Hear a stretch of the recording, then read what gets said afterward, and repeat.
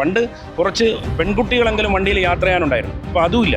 അവരും KSRTCയിലെ ഈ പ്രിയദർശിനി പദ്ധതി അനുസരിച്ച് ഫ്രീ ആയി. ഇപ്പോൾ ടാക്സ് കുറച്ചു എന്നുള്ളത് ശരിയാണ്. പക്ഷേ 3000 രൂപ 4000 രൂപ ഡെയിലി കയ്യിൽ നിന്ന് കൊടുത്തത് ഓപ്പറേറ്റ് ചെയ്യാൻ ഞങ്ങളെ കൊണ്ട് പറ്റില്ല. ഇത് 130 രൂപ മുതൽ 150 രൂപ വരെ ഒരു ദിവസം ഞങ്ങൾക്ക് കുറവ് കിട്ടുമ്പോൾ ഒരു ബസ്സിൻ്റെ കളക്ഷനിൽ 3000 തൊട്ട് 6000 7000 രൂപ വരെ ഡെയിലി കളക്ഷൻ കുറയാണ്. ഇതിൽ 5000 കോടിയിലധികം രൂപയുടെ ഒരു വ്യവസായമാണ് കേരളത്തിൽ. ആ വ്യവസായം നിന്നു പോകുന്ന ഒരു സാഹചര്യം.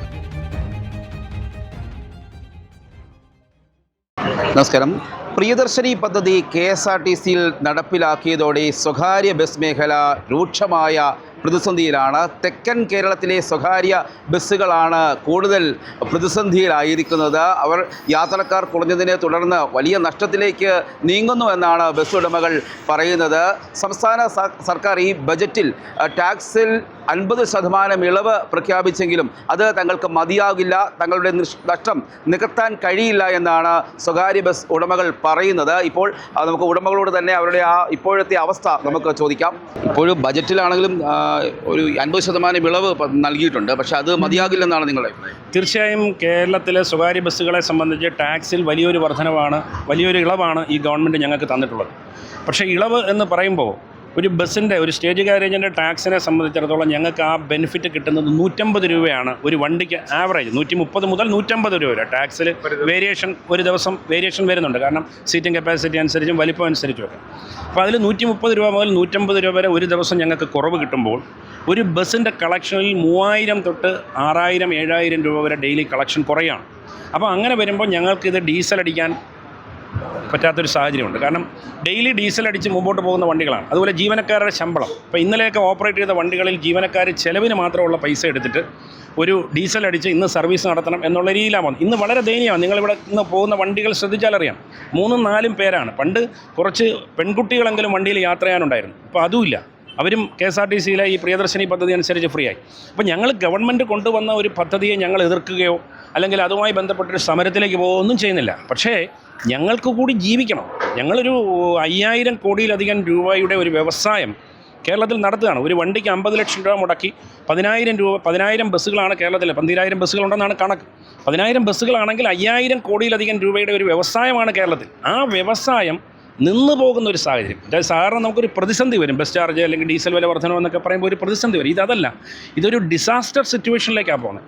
അതായത് നിന്നു പോകുന്ന വളരെ ഒരു വലിയ ദുരന്തത്തിലേക്ക് പോകുന്ന ഒരു സാഹചര്യമാണ് ഇന്ന് കേരളത്തിലുള്ളത്. അപ്പോൾ അതുകൊണ്ടത് ഞങ്ങൾ പോലും 15-ാം തീയതിക്ക് മുമ്പ് ഇത്രയും വലിയൊരു അപകടത്തിലേക്ക് ഇത് പോകും എന്ന് വിചാരിച്ചിരുന്നില്ല. പക്ഷേ ഇതിപ്പോൾ വലിയൊരു പ്രതിസന്ധിയിലേക്കാണ് പോകുന്നത്. ഇതിനൊരു അപകടം എന്തെന്ന് ചോദിച്ചാൽ 30-ാം തീയതി വരെ എല്ലാ ബസ്സുകളും ടാക്സ് അടച്ചിട്ടുണ്ട്. ഈ ടാക്സ് അടച്ചിരിക്കുന്ന സമയം കഴിഞ്ഞാൽ അടുത്ത ക്വാർട്ടർ, ഇപ്പോൾ ടാക്സ് കുറച്ചു എന്നുള്ളത് ശരിയാണ്. പക്ഷേ 3000 രൂപ 4000 രൂപ ഡെയിലി കയ്യിൽ നിന്ന് കൊടുത്തത് ഓപ്പറേറ്റ് ചെയ്യാൻ ഞങ്ങളെ കൊണ്ട് പറ്റില്ല. അപ്പോൾ സ്വാഭാവികമായും 1-ാം തീയതി തൊട്ട് ഈ വാഹനങ്ങളെല്ലാം G-ഫോം കൊടുത്ത് ഓടാത്തൊരവസ്ഥ. ഒരു സംഘടനയും ആഹ്വാനം ചെയ്തിട്ടില്ല. സംസ്ഥാന വ്യാപകമായിട്ടോ ജില്ലാടിസ്ഥാനത്തിലോ ഒരു സംഘടനയും ആഹ്വാനം ചെയ്തിട്ടില്ല. ബസ് ഉടമസ്ഥന്മാരുടെയും തൊഴിലാളികളുടെയും വികാരമാണ്. തൊഴിലാളികളെ സംബന്ധിച്ച് ഇതിനകത്ത് പല തൊഴിലാളികളെ സംബന്ധിച്ചും വളരെ ചെറിയ പ്രായത്തിൽ വന്ന ഈ ഒരു തൊഴിൽ മാത്രം അറിയാവുന്ന കണ്ടക്ടർമാരും ഡ്രൈവർമാരും ഒക്കെയാണ്. അവർക്കൊരു പുതിയ തൊഴിൽ തേടി പോകാൻ പറ്റില്ല.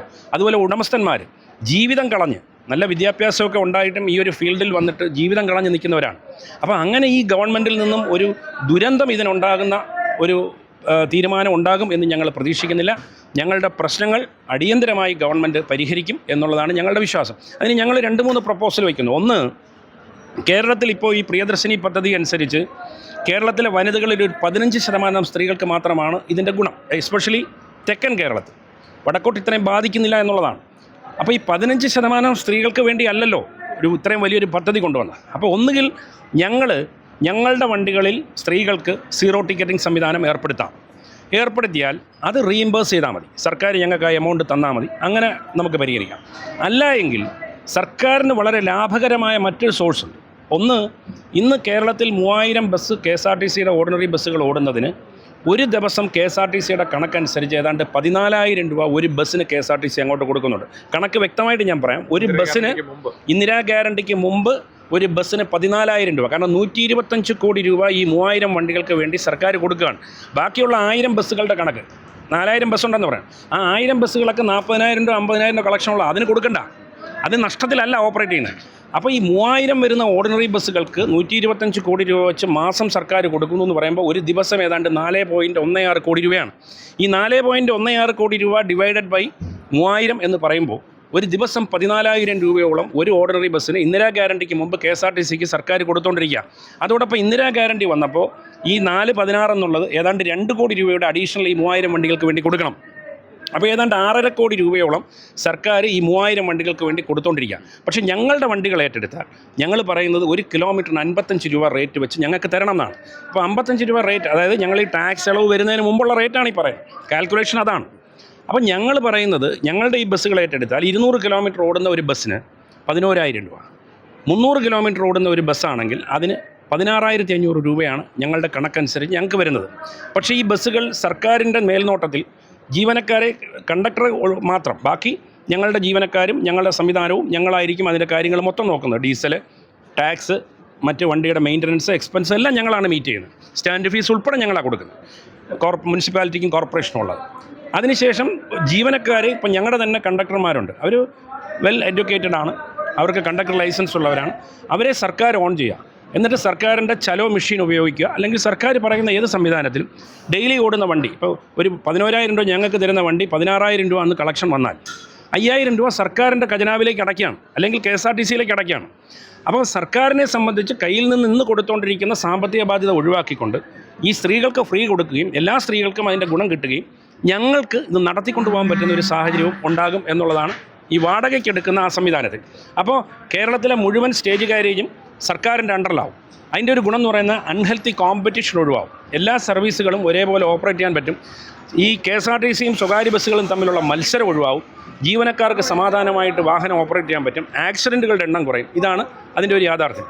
പിന്നെ ഒന്ന് ഞങ്ങൾ പറയുന്ന സീറോ ടിക്കറ്റിംഗ് സംവിധാനം, KSRTCയിൽ ഇന്ന് കൊടുക്കുന്നത് പോലെ സീറോ ടിക്കറ്റിംഗ് സംവിധാനം, അത് സർക്കാർ ഞങ്ങൾക്ക് ആ പൈസ ഓരോ മാസവും അഡ്വാൻസായിട്ട് തരിക, അല്ലെങ്കിൽ 15 ദിവസം കൂടുമ്പോൾ ഞങ്ങൾക്ക് തരിക, അങ്ങനെ ഒരു സംവിധാനം. കാരണം ഞങ്ങൾക്ക് ഡീസൽ അടിച്ച് പോകണം. KSRTC പോലല്ല, ഞങ്ങൾക്ക് ഡീസൽ കടം കിട്ടില്ല. അതുപോലെ ഡെയിലി ജീവനക്കാർക്ക് ശമ്പളം കൊടുക്കണം, മാസശമ്പളമല്ല. അപ്പോൾ ഞങ്ങൾക്ക് അതൊരു 15 ദിവസം കൂടുമ്പോഴെങ്കിലും പണം കിട്ടിയാലേ ഞങ്ങൾക്ക് നടത്താൻ പറ്റും. ഇതാണ് ഇന്നത്തെ സിറ്റുവേഷൻ.